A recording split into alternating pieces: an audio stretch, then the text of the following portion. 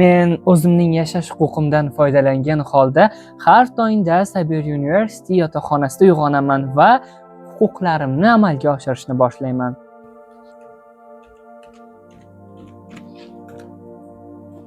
Men o'zimning inson huquqlari umumjahon deklaratsiyasida belgilangan, shuningdek O'zbekiston Respublikasi Konstitutsiyasida mustahkamlangan ta'lim olish huquqimdan foydalangan holda kunning ma'lum bir qismida Cyber University'da kiberxavfsizlik asoslarini o'rganaman. Men o'zimning ta'lim olish huquqimdan foydalanaman.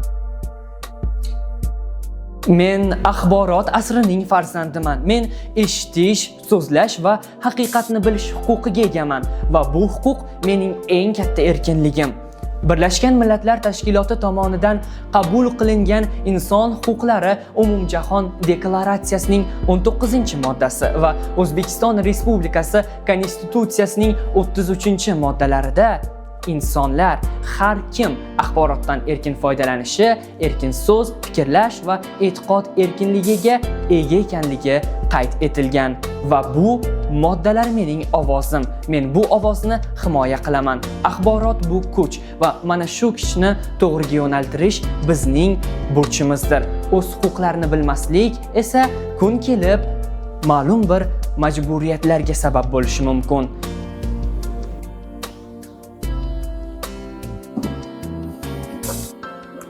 Men navbatdagi huquqimni amalga oshirish uchun kutubxonaga keldim. Ya'ni madaniy, ma'rifiy va ilmiy merosdan foydalanish huquqi bu mening va men kabi minglab talaba yoshlarning ajralmas huquqlaridan biri hisoblanadi.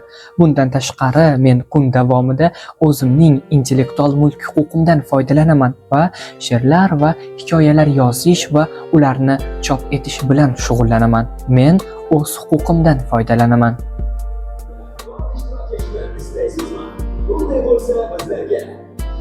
Men faol va tashabbuskor yosh sifatida bugungi kunda YouReport loyihasining YouReportyoriman va o'zimning siyosiy huquqlarimdan ham foydalanaman.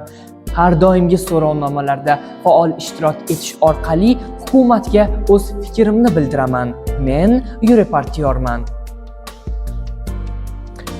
Kunning oxirgi qismida men o'zimni tashkiliy ishlardan biroz uzoqlashtiraman va tabiatimizning mana shunday go'zal qismida hordiq chiqaraman. Chunki men tabiatga toza va inson sog'lig'iga salbiy ta'sir qilmaydigan tabiatga ega bo'lish huquqiga egaman.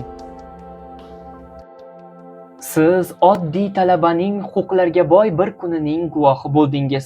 Bu huquqlarni bizga bergan O'zbekiston Respublikasi qonunchiligini, qolaversa Birlashgan Millatlar Tashkiloti tomonidan qabul qilingan Inson huquqlari umumjahon deklaratsiyasi haqida ma'lumotlarni bilishimiz, ularga og'ishmay amal qilmog'imiz darkor.